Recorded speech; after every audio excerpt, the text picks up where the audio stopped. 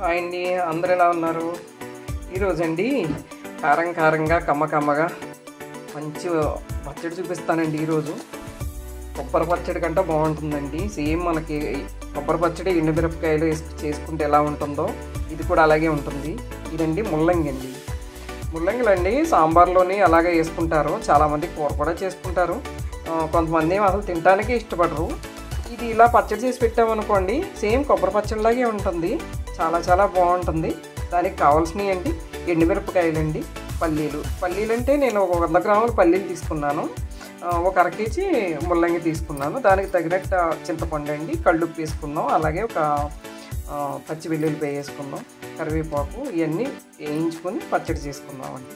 ముల్లంగి అంటే ఇది ఇలా ఉంటుందండి. అంటే మా ఊర్లో చాలా వరకు తెలియదు ఇది, అందుకే చూపిస్తున్నాను అనమాట. ఫస్ట్ పల్లీలు వేయించుకుందాం.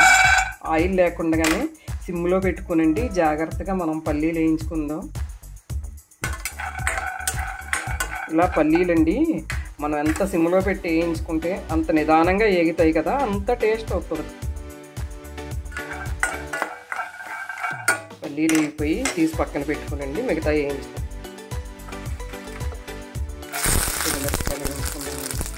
అలాగే కొంచెం ధనియాలు జీలకర్ర కూడా వేసుకుందాం.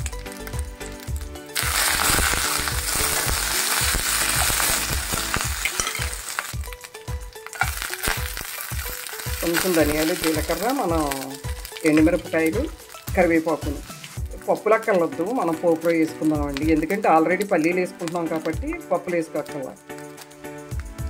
ఇవి అయిపోయి కదా, ఇవి తీసి పక్కన పెట్టండి. మనం ముక్కలు వేయించి కొంచెం ఆయిల్ వేసుకునండి. కొంచెం ఆయిల్ కూడా ఎక్కువే పడుతుంది ముక్కలకి, ఎందుకంటే పచ్చివాసన పోయేటట్టు మొత్తం వేయించాలి, బాగా మగ్గనివ్వాలండి. ముల్లంగి గట్టిగా ఉంటుంది కదా, అందుకు కొంచెం ఎక్కువ టైం పడుతుంది.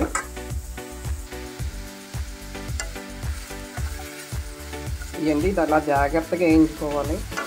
పడుతుందండి, ఒక పావు గంట పైనే పడుతుంది టైము. ఈ పచ్చివాసన పోవాలి కదా, పచ్చివాసన పోకుండా మనం పచ్చడి చేసాం అనుకోండి, పిల్లలు తినరు, మనకి తినబుద్ధి కాదు. ఇది ఇలా వేయించుకున్నాం అనుకో, సేమ్ కొబ్బరి పచ్చడిలాగే తయారవుతుంది. గుర్తు కూడా పట్టు, మామూలు పచ్చడి అది ముల్లంగి పచ్చడి అంటే ఎవరు. కానీ ముల్లంగి పచ్చడి చాలా మంచిదండి. ముల్లంగి తినమని చెప్తారు కదా, కొంచెం మూలశంక అలా ఉన్న వాళ్ళకి వారానికి ఒకసారైనా పెట్టమంటారు. అవి కరిగిపోతాయండి, కూడా కరిగిపోయే శక్తి దీంట్లో ఉందని అంటారు. ఎవరికైనా ఇలాగా కూర తినలేని వాళ్ళు ఇలా పచ్చడి చేసుకుని తినండి. ఇలా పచ్చడి చేసుకుని తింటే కొంచెం బాగుంటుందండి. పల్లీలు వేస్తాం కాబట్టి టేస్ట్ చాలా బాగుంటుంది. మూత పెట్టేసి కాసేపు మగ్గనిద్దాం. పచ్చిగా లేకుండా ఇలాగ ఎగిపోయి కదండి, తీసి పక్కన పెట్టుకుని ఇందులోనే మనం తాలింపు తయారు చేసుకుందాం. ఇది పోపు అండి. పచ్చడికి మాత్రం కంపల్సరీ పోపు వేసుకోవాలి.